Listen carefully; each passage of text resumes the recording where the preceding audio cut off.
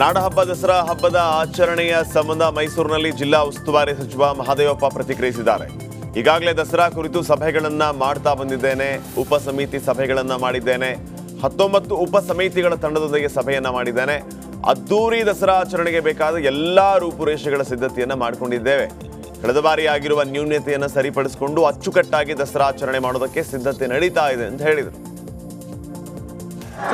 ದಸರಾ ನಾಡ ಹಬ್ಬದ ಆಚರಣೆ ಪ್ರಯುಕ್ತ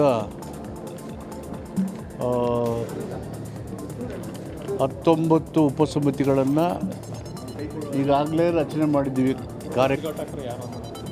ಅದು ಮುಖ್ಯಮಂತ್ರಿಗಳ ವಿವೇಚನೆಗೆ ಅವರಿಗೆ ಅವರ ಅಧಿಕಾರ ಕೊಟ್ಟಿದ್ದೀವಿ. ಅವರು ಇನ್ನೂ ಹೇಳಿಲ್ಲ, ಅವರು ಅದನ್ನು ತಿಳಿಸ್ತಾರೆ. ತಿಳಿಸಿದ್ಮೇಲೆ ನಾನು ನಿಮಗೆಲ್ಲ ತಿಳಿಸ್ತೀನಿ.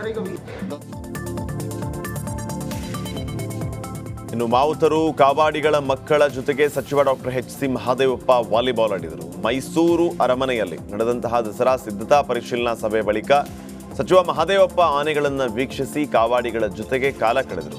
ಈ ಮೂಲಕ ಎಲ್ಲರ ಗಮನ ಸೆಳೆದರು. ನಮ್ದು ಒಂದು ಫುಲ್ ಕಂಪ್ಲೀಟ್ ಇದು ಮೌಂಟೆಡ್ ಬರ್ತಾರೆ ಸರ್. ಈಗ ಟರ್ನ್ ಹೋಗೋಂಗಿಲ್ಲ ಸರ್. ಎಲ್ಲಾಗಿ ನಮ್ಮ ಗಾಡಪ್ಪನವರು ಅಸ್ತವ್ಯಸ್ತ ಕಾಣಿಸ್ತಾರೆ.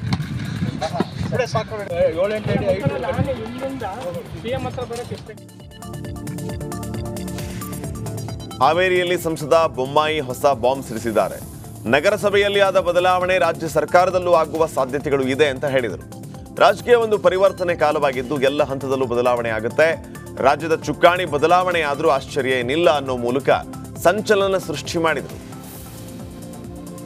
ರಾಜಕೀಯ ಒಂದು ಪರಿವರ್ತನೆ ಕಾಲ ಇದೆ ಕರ್ನಾಟಕದಲ್ಲಿ. ಹೀಗಾಗಿ ಎಲ್ಲ ಹಂತದಲ್ಲೂ ಕೂಡ ಬದಲಾವಣೆ ಪ್ರಾರಂಭ ಆಗ್ತದೆ. ಬರುವಂಥ ದಿನಗಳಲ್ಲಿ ರಾಜ್ಯದ ಚುಕ್ಕಾಣಿ ಬದಲಾವಣೆ ಆದರೂ ಕೂಡ ಆಶ್ಚರ್ಯ ಇಲ್ಲ. ರಾಜಕೀಯ ದೇಶದಲ್ಲಿ ಧರ್ಮ ಜಾತಿಯ ಹೆಸರಲ್ಲಿ ಮತಾಂಧತೆ ಹೆಚ್ಚುತ್ತಾ ಇದೆ ಅಂತ ಚಿತ್ರದುರ್ಗದಲ್ಲಿ ಸಾಣಿಹಳ್ಳಿ ಡಾಕ್ಟರ್ ಪಂಡಿತಾರಾಧ್ಯ ಶಿವಾಚಾರ್ಯ ಶ್ರೀಗಳು ಕಳವಳ ವ್ಯಕ್ತಪಡಿಸಿದರು. ತರಾಸು ರಂಗಮಂದಿರದಲ್ಲಿ ನಡೆದಂತಹ ಕುರಾನ್ ಪ್ರವಚನ ಕಾರ್ಯಕ್ರಮದಲ್ಲಿ ಶ್ರೀಗಳು ಮಾತಾಡಿದರು. ಈ ವೇಳೆ ಅವಿದ್ಯಾವಂತರ ಬದಲಿಗೆ ವಿದ್ಯಾವಂತರಲ್ಲಿ ಧರ್ಮ ಜಾತಿ ಹೆಸರಲ್ಲಿ ಮತಾಂಧತೆ ಹೆಚ್ಚುತ್ತಾ ಇದೆ.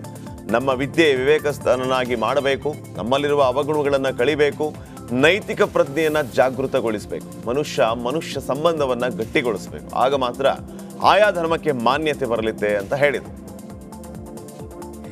ಪೈಗಂಬರವರಾಗಲಿ, ಬಸವಣ್ಣವರಾಗಲಿ, ಮತ್ತಿತರ ಸಂತರಾಗಲಿ ಅವರೆಲ್ಲರೂ ಕೂಡ ನಮಗೆ ಸಿಹಿಯನ್ನು ಕೊಟ್ಟವರೇ ಹೊರತಾಗಿ ವಿಷವನ್ನು ಇಟ್ಟವರಲ್ಲ.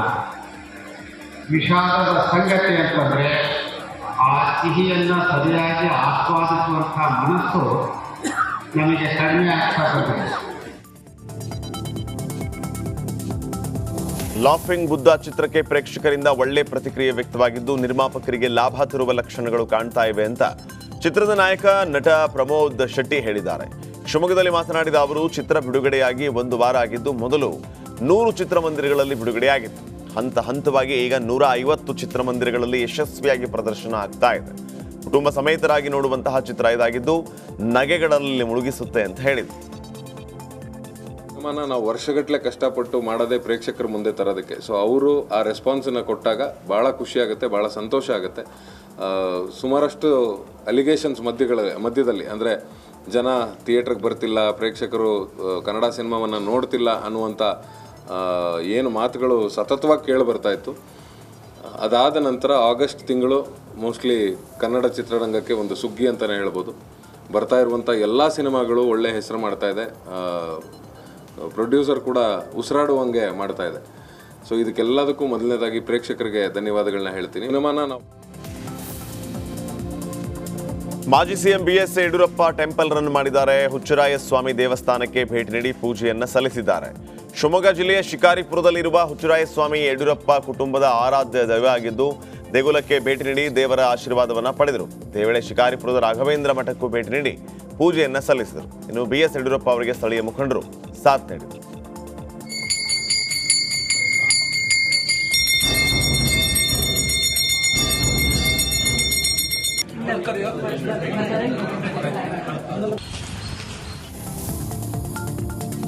ಸಿಲಿಕಾನ್ ಸಿಟಿಯ ಜಯನಗರದಲ್ಲಿ ಆಟೋ ಮೇಲೆ ಮರ ಬಿದ್ದು ಗಾಯಗೊಂಡಿದ್ದ ಆಟೋ ಚಾಲಕ ಮೃತಪಟ್ಟಿದ್ದಾರೆ. ಖಲೀಲ್ ಮೃತಪಟ್ಟ ಆಟೋ ಚಾಲಕ ನಿನ್ನೆ ಬೆಳಿಗ್ಗೆ ಸುಮಾರು 8 ಗಂಟೆ ಸುಮಾರಿಗೆ ಏಕಾಏಕಿ ಆಟೋ ಮೇಲೆ ಮರದ ಕೊಂಬೆ ಮುರಿದು ಬಿದ್ದಿತ್ತು. ಘಟನೆಯಲ್ಲಿ ತಲೆಗೆ ಗಂಭೀರ ಗಾಯವಾಗಿದ್ದ ಆಟೋ ಚಾಲಕ ಖಲೀಲ್ ಅವರನ್ನ ನಿಮಾನ್ಸ್ಗೆ ದಾಖಲಿಸಲಾಗಿತ್ತು. ಆದರೆ ಚಿಕಿತ್ಸೆ ಫಲಕಾರಿಯಾಗದೆ ಚಾಲಕ ಮೃತಪಟ್ಟಿದ್ದಾರೆ. ತುಂಗಭದ್ರಾ ನದಿಗೆ ಹಾರಿ ಆತ್ಮಹತ್ಯೆಗೆ ಯತ್ನಿಸಿದ ಕುರಿಗಾಹಿಯನ್ನ ರಕ್ಷಣೆ ಮಾಡಲಾಗಿದೆ. ಗದಗ ಜಿಲ್ಲೆಯ ಮುಂಡ್ರಿಗಿ ತಾಲೂಕಿನ ಕೊರ್ಲಹಳ್ಳಿ ಬಳಿ ಈ ಘಟನೆ ನಡೆದಿದೆ. ವಿಜಯನಗರ ಜಿಲ್ಲೆಯ ಹೂವಿನಹಡಗಲಿ ತಾಲೂಕು ಹೊನ್ನೂರು ಗ್ರಾಮದ ಕುರಿಗಾಹಿ ರಾಮಣ್ಣ ಅನ್ನೋರನ್ನ ಮೀನುಗಾರರು ರಕ್ಷಣೆ ಮಾಡಿದ್ದಾರೆ. ಸ್ಥಳೀಯರ ಈ ಕಾರ್ಯಕ್ಕೆ ಮೆಚ್ಚುಗೆ ವ್ಯಕ್ತವಾಗಿದೆ. ಅಪಹರಣಕ್ಕೆ ಒಳಗಾಗಿದ್ದ ಕಿತ್ತೂರು ಪಟ್ಟಣ ಪಂಚಾಯಿತಿಯ ಸದಸ್ಯ ನಾಗರಾಜ್ ಅಸುಂಡಿಯನ್ನ ಪೊಲೀಸರು ಪತ್ತೆ ಹಚ್ಚಿದ್ದಾರೆ.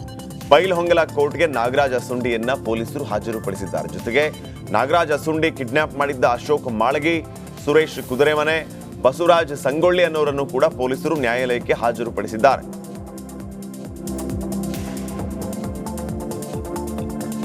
ಲೋಕಾಯುಕ್ತ ನ್ಯಾಯಮೂರ್ತಿ BS ಪಾಟೀಲ್ ತುಮಕೂರು ಜಿಲ್ಲಾ ಆಸ್ಪತ್ರೆಗೆ ದಿಢೀರ್ ಭೇಟಿ ಕೊಟ್ಟು ಪರಿಶೀಲನೆಯನ್ನು ನಡೆಸಿದರು. ರೋಗಿಗಳಿರುವ ಕೊಠಡಿ, ಶೌಚಾಲಯ, ಔಷಧಿಯ ಉಗ್ರಾಣಗಳ ಪರಿಶೀಲನೆ ನಡೆಸಿದ ಲೋಕಾಯುಕ್ತ ನ್ಯಾಯಮೂರ್ತಿಗಳು ಅವ್ಯವಸ್ಥೆ ಕಂಡು ಗರಂ ಆದರು. ಆಸ್ಪತ್ರೆಯ ಸ್ವಚ್ಛತೆಯ ಬಗ್ಗೆ ಅಸಮಾಧಾನವನ್ನು ವ್ಯಕ್ತಪಡಿಸಿದ BS ಪಾಟೀಲ್ ರೋಗಿಗಳಿಗೆ ಉತ್ತಮ ಚಿಕಿತ್ಸೆ ನೀಡುವಂತೆ ಅಧಿಕಾರಿಗಳಿಗೆ ಖಡಕ್ ಸೂಚನೆ ಕೊಟ್ಟರು. ಇನ್ನು ಜಿಲ್ಲಾ ಆಸ್ಪತ್ರೆಯ ಭೇಟಿಯ ಬಳಿಕ ಮಾತನಾಡಿದ ಲೋಕಾಯುಕ್ತ ನ್ಯಾಯಮೂರ್ತಿ BS ಪಾಟೀಲ್ ಹಲವಾರು ಸೆಕ್ಷನ್ಗಳನ್ನು ಪರಿಶೀಲನೆ ಮಾಡಿದ್ದೇವೆ. ಸಿಬ್ಬಂದಿ ಸಂಖ್ಯೆ ಕಡಿಮೆ ಇದ್ದು ರೋಗಿಗಳ ಸಂಖ್ಯೆ ಜಾಸ್ತಿ ಇದೆ ಅಂತ ಹೇಳಿದರು. ಸ್ವಚ್ಛತೆ ಸಮಸ್ಯೆ ಕೂಡ ಕಂಡು ಬಂತು. ಕಟ್ಟಡದಲ್ಲಿ ಕೆಲವು ಕಡೆ ಸೋರಿಕೆ ಇದೆ. ಈ ಬಗ್ಗೆ ಸೂಚನೆಯನ್ನು ಕೊಡಲಾಗಿದ್ದು ಒಂದು ಪ್ರಕರಣವನ್ನು ಕೂಡ ದಾಖಲು ಮಾಡಿದ್ದೀವಿ ಅಂತ ಹೇಳಿದರು. ಜಿಲ್ಲಾಧಿಕಾರಿ CO ಪಾಲಿಕೆ ಕಮಿಷನರ್ಗೆ ನಮ್ಮ ಲೋಕಾಯುಕ್ತ ಬೇಡಿಕೆ ಏನಿದೆ ಅಂತ ಸೂಚನೆಯನ್ನು ಕೊಟ್ಟಿದ್ದೀವಿ ಅಂತ ತಿಳಿಸಿದರು. ತುಮಕೂರಿನಲ್ಲಿ ಡಿಸ್ಟ್ರಿಕ್ಟ್ ಹಾಸ್ಪಿಟಲ್, ಗೌರ್ಮೆಂಟ್ ಹಾಸ್ಪಿಟಲ್ನ ವಿಸಿಟ್ ಮಾಡಿದ್ವಿ, ಇನ್ಸ್ಪೆಕ್ಷನ್ ಮಾಡಿದ್ವಿ, ಹಲವಾರು ಸೆಕ್ಷನ್ಗಳನ್ನ ವಿಸಿಟ್ ಮಾಡಿದ್ವಿ. ಸೊ ಅಲ್ಲಿ ಮೇನ್ಲಿ ನಮಗೆ ಕಂಡು ಬಂದಿದ್ದು ಏನು ಅಂತಂದರೆ ಡಾಕ್ಟರ್ಸು ಏನು ಹೇಳಿದರು, ಅಂಡರ್ ಸ್ಟಾಫ್ ಇದ್ದೀವಿ ನಾವು, ಸ್ಟಾಫ್ ಕಡಿಮೆ ಇದೆ, ನರ್ಸಿಂಗ್ ಸ್ಟಾಫು, ಡಾಕ್ಟರ್ಸು ಎಲ್ಲ ಕಡಿಮೆ ಇದ್ದೀವಿ, ಇನ್ಫ್ಲೋ ಜಾಸ್ತಿ ಇದೆ ಅಂತ ಹೇಳಿದರು. ಅವುಗಳನ್ನು ನೋಟ್ ಮಾಡಿದ್ದೀವಿ. ರಸ್ತೆ ದುರಸ್ತಿಗೆ ಆಗ್ರಹಿಸಿ ಗ್ರಾಮಸ್ಥರು ಗ್ರಾಮ ಪಂಚಾಯಿತಿಗೆ ಮುತ್ತಿಗೆ ಹಾಕಿದ್ದಾರೆ. ಗದಗ ಜಿಲ್ಲೆಯ ಲಕ್ಷ್ಮೇಶ್ವರದ ದೊಡ್ಡೂರು ಗ್ರಾಮದಲ್ಲಿ ಈ ಘಟನೆ ನಡೆದಿದೆ. ದೊಡ್ಡೂರು ಗ್ರಾಮದಿಂದ ಹೆಸರೂರು ಗ್ರಾಮಕ್ಕೆ ಸಂಪರ್ಕಿಸುವ ರಸ್ತೆ ಸಂಪೂರ್ಣ ಹದಗೆಟ್ಟಿದ್ದು 4 ಕಿಲೋಮೀಟರ್ ರಸ್ತೆ ಕೆಸರುಮಯ ಆಗಿದೆ. ಈ ರಸ್ತೆಯಲ್ಲಿ ಈಗಾಗಲೇ ಹಲವು ಬಾರಿ ಚಕ್ಕಡಿ, ಎತ್ತಿನ ಗಾಡಿ ಬಿದ್ದು ಅವಘಡಗಳು ಸಂಭವಿಸಿದೆ. ಸಂಬಂಧಪಟ್ಟವರಿಗೆ ಹಲವು ಬಾರಿ ಮನವಿಯನ್ನು ಸಲ್ಲಿಸಿದರೂ ಪ್ರಯೋಜನ ಆಗಿರಲಿಲ್ಲ. ಇದರಿಂದ ಸಿಟ್ಟಿಗೆದ್ದ ಗ್ರಾಮಸ್ಥರು ಪ್ರತಿಭಟನೆ ನಡೆಸಿದ್ದು ಸ್ಥಳಕ್ಕೆ ಬಂದ ಅಧಿಕಾರಿಗಳನ್ನು ತರಾಟೆಗೆ ತೆಗೆದುಕೊಂಡಿದ್ದಾರೆ.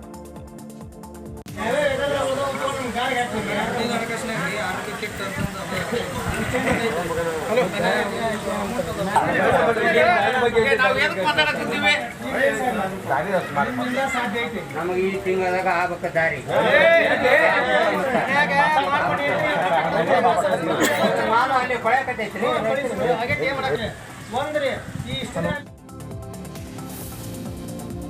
ಕರಾವಳಿಯ ಪ್ರಸಿದ್ಧ ಪುಣ್ಯಕ್ಷೇತ್ರ ಪೊಳಲಿ ರಾಜರಾಜೇಶ್ವರಿ ದೇವಸ್ಥಾನಕ್ಕೆ ಸಂಪರ್ಕ ಕಲ್ಪಿಸುವ ಫಲ್ಗುಣಿ ಸೇತುವೆಯಲ್ಲಿ ವಾಹನ ನಿರ್ಬಂಧ ವಿರುದ್ಧ ಸ್ಥಳೀಯರು ಆಕ್ರೋಶವನ್ನು ಹೊರಹಾಕಿದ್ದಾರೆ.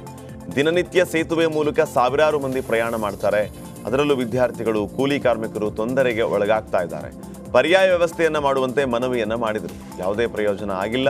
ಇದರಿಂದ ಆಕ್ರೋಶಗೊಂಡ ಸ್ಥಳೀಯರು 7 ದಿನಗಳ ಗಡುವನ್ನು ನೀಡಿದ್ದು ಸಮಸ್ಯೆ ಬಗೆಹರಿದೇ ಇದ್ದಲ್ಲಿ ಉಗ್ರ ಹೋರಾಟದ ಎಚ್ಚರಿಕೆಯನ್ನು ನೀಡಿದ್ದಾರೆ.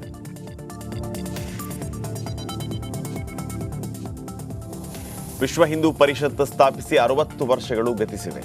60 ವರ್ಷಗಳ ಹಿಂದೆ ಗೋಲ್ವಲ್ಕರ್ ಗುರೂಜಿ, ಸ್ವಾಮಿ ಚಿನ್ಮಯಾನಂದ ಗುರೂಜಿ, ಪೇಜಾವರ ಸ್ವಾಮೀಜಿ ಸೇರಿದಂತೆ 100 ಮಠಾಧೀಶರು ವಿಶ್ವ ಹಿಂದೂ ಪರಿಷತ್ತನ್ನು ಕಟ್ಟಿದ್ರು ಅಂತ ಕನೇರಿ ಮಠದ ಪೀಠಾಧಿಪತಿ ಅದೃಶ್ಯ ಕಾಡಸಿದ್ದೇಶ್ವರ ಸ್ವಾಮೀಜಿಗಳು ಹೇಳಿದರು. ಬೆಳಗಾವಿ ಜಿಲ್ಲೆಯ ಚಿಕ್ಕೋಡಿ ತಾಲೂಕಿನ ತೋರನಹಳ್ಳಿ ಗ್ರಾಮದಲ್ಲಿ ಮಾತನಾಡಿದ ಅವರು 100 ಸ್ವಾಮೀಜಿಗಳು ಸೇರಿ ಹಿಂದೂ ಧರ್ಮದ ರಕ್ಷಣೆಗಾಗಿ ಹಾಗೂ ಸಂವರ್ಧನೆಗಾಗಿ ವಿಶ್ವ ಹಿಂದೂ ಪರಿಷತ್ ಸಂಸ್ಥೆಯನ್ನು ಕಟ್ಟಿದ್ದಾರೆ ಅಂತ ಸ್ಮರಿಸಿದರು.